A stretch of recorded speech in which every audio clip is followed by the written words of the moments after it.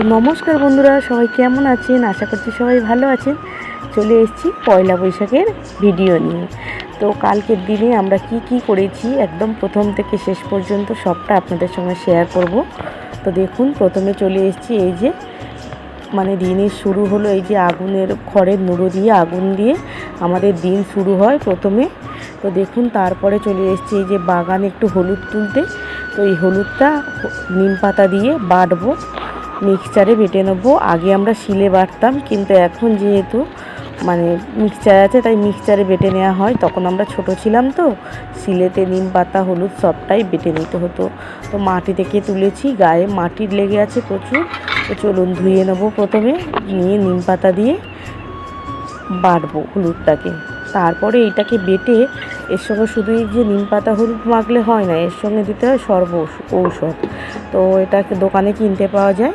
তো এটাকে ভালো করে মাখিয়ে নিয়ে তারপরে গা হাত পায়ে মেখে এইবারে আমরা চান করি, সকালবেলা স্নান করি। সেটা হচ্ছে কি, বাড়ির বাচ্চা থেকে বড় সবাই এটা মাখে। তো তারপরে দেখুন, স্নান ফান সেরে আর একটা বড় কাজ হলো এই যে ঠাকুরের পুজো।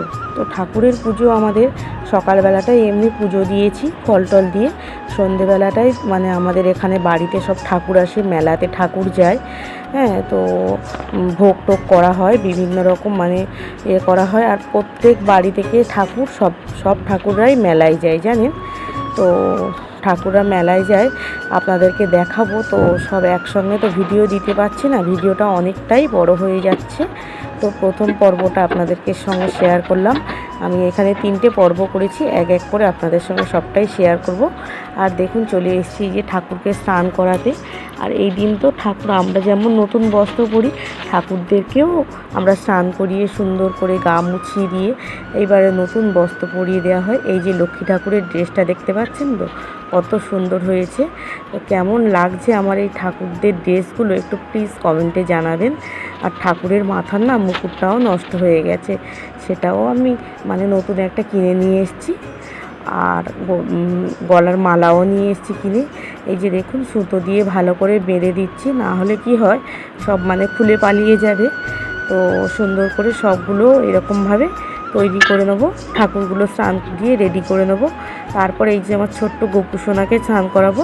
ছোট্ট গোপুসোনাকে স্নান করানোর পর গা মুছিয়ে দিয়ে গোপুসোনার ড্রেসটা একবার দেখুন আপনারা, সব থেকেই সুন্দর লাগছে। যেমন মিষ্টি আর তেমন ড্রেসটাও খুব মিষ্টি লাগছে দেখুন। আর এই ড্রেসটা খুব সুন্দর হয়েছে জানেন, কত সুন্দর কারুকার্য করা ড্রেস।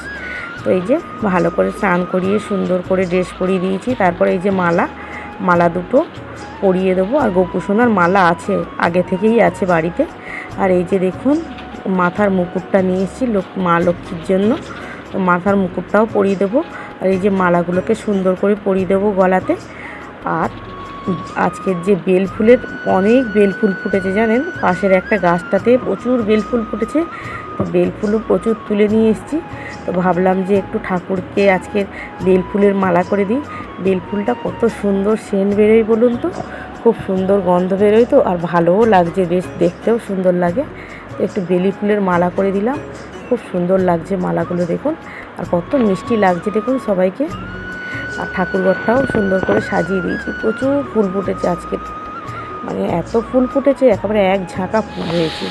তো চলে এসেছি, তারপরে রান্নাঘরে এসে দেখছি মা উনুন জ্বালিয়ে দিয়েছি, দুদিকে দুপাকা জ্বালিয়েছি, দুপাকাতে রান্না হচ্ছে। এই যে পাবদা মাছ দিয়ে এসছে, তো পাবদা মাছের রেসিপিটা আপনাদের সঙ্গে শেয়ার করব অন্য ভিডিওতে। এখন আর দেখাতে পারছি না, মাছটা আগে প্রথমে ভেজে নিই। তো মা সব কিছুই আজকে মা রান্না করেছে, কী রান্না বান্না হয়েছে অন্য একদিন শেয়ার করব। আর এই যে দেখুন, আমাদের আর এক পর্ব ভাড়ার ভাঙা হয়, এটাকে আমাদের বলা হয়। তো কেমন লাগলো ভিডিওটা প্লিজ কমেন্টে জানাবেন। সবাই ভালো থাকবেন।